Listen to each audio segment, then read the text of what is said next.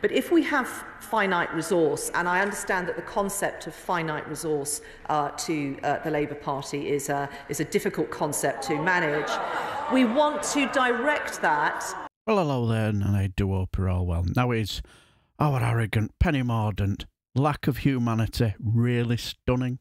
And what I mean is, yesterday in the House of Commons, during topicals for the Leader of the House, Penny Mordaunt, Labour MP for Cardiff West, Kevin Brennan, wanted to ask a serious question about a certain constituent in his area.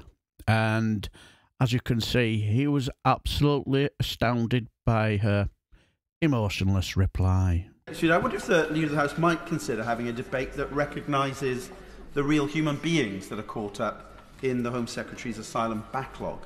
My constituent, whose husband was executed by the Iranian regime and has applied for asylum, has been told that she would have to wait at least 6 months, despite representations from me, just to get an interview, and at least another 6 months before she could expect to get a decision. In the meantime, to use the leader's own words from earlier to her, how is that honouring our moral obligation to refugees? The measures that we are bringing forward will help us honour our moral obligation. And I think this requires some pragmatism. We have particular moral obligations to particular people in particular parts of the world. We have historically wanted to give the finite support we can offer to people who are most vulnerable. The example I gave earlier of lone or disabled children in Syrian refugee camps being a prime example. But if we have finite resource, and I understand that the concept of finite resource to the Labour Party is a difficult concept to manage, we want to direct that. We want to direct that to the very people he is talking about. This system is overwhelmed by people who do not have a just claim to seek asylum. I am showing her humanity because I am going to support measures that will enable us to get these systems under control. And I would say to the honourable gentleman, I fully understand why he asked this question. He's perfectly entitled to be angry at my answer. I am angry at the No, it's Sherlock. I'm not surprised he's angry. Situation that we have finite resource that cannot help these people who need assistance. We need to direct that to people who the system and asylum system was set up to protect. That has always been our judgment as a government. It's always been our action as a government. And if he is serious about helping this situation, he will look at this legislation seriously and actually help us stop the system being overwhelmed so we can direct this support to the people who need it most. Wow, I love the way she decided to drag the Labour Party in for criticism. He only asked you a question about a debate. Now, what I found really strikingly missing in her reply was not an ounce of contrition, was there? And even if there was going to be one, it would have been fake anyway, but at least you'd have got something. But did Kevin Brennan take that line down? Not on your Nelly, mate. Cue a point of order. Point of order, Kevin Brennan. Thank you, Madam Deputy Speaker. Can I ask your advice on a point of order? In the earlier exchange with the Leader of the House, I raised the case of a constituent of mine whose husband had been executed by the Iranian regime and the asylum case.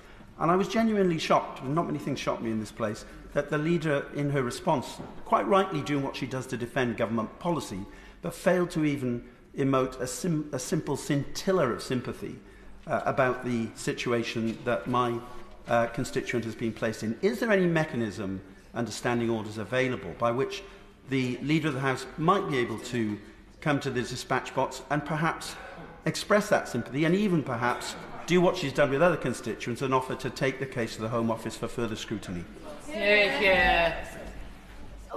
Well, the Leader of the House is at the dispatch box, so I think what I will first do is ask the Leader of the House if she's clearly... This should be interesting then. ...wishes to respond. Leader of the House. I'm sorry if I did not appear sympathetic to the particular situation. I'm very sympathetic to the situation, and if there is something that he thinks I can do to assist, of course I will. I always make that offer to members of this House. But I would just could have done that in the first place. Say and reiterate to the honourable gentleman, if he wants the asylum system to work well, if he wants the finite resource we have to be focused on those people in all parts of the world who need our support, if he wants us to be able to make a judgment about taking disabled children from a Syrian camp because we are the kind of country that can give them the right support that they need, then he needs to help us stop the boats and get this situation under control. I have always tried to work in a collegiate way. I can understand the honourable gentleman's frustration at the current situation.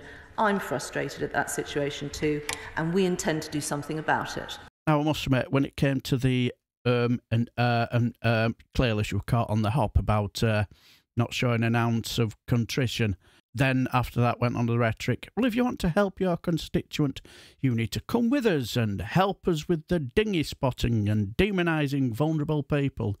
And all I can say is, after that was that an honest and heartfelt apology and spoken with empathy and compassion for his constituent situation? Well, judging by the dribble after the Tory rhetoric about demonising vulnerable people, to me I was just gobsmacked to a point where I just felt quite embarrassed to be English.